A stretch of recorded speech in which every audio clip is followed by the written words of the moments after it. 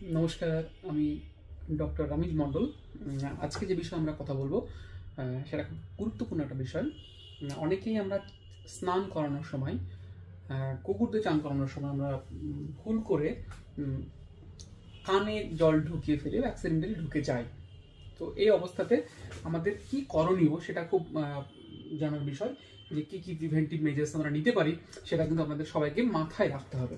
আর না হলে এটা থেকে ভয়ঙ্কর বিপদ হবে। যেটা মেন সমস্যা সেটা হলো middle air acute or chronic infection, এবং যেটা পরবর্তীকালে একদিন বা এক সপ্তাহ পর থেকে পাস ফর্মিং একটা সাইট তৈরি হয়ে যায়, এবং সেখান থেকে কন্টিনিউয়াস হেড শেকিং, এবং সেটা পরবর্তীকালে খুব খারাপ পরিস্থিতিতে চলে যায়। তো এই অবস্থাতে আমরা কি কি করতে পারি? যেটা করতে পারি সেটা হলো, যখনই চান করাচ্ছেন বা কিছু করছেন তখন ডাইরেক্টলি কোনো জলের মধ্যে ওদেরকে ওই সুইমিং পুল টাইপ করতে যাবেন না। লাইক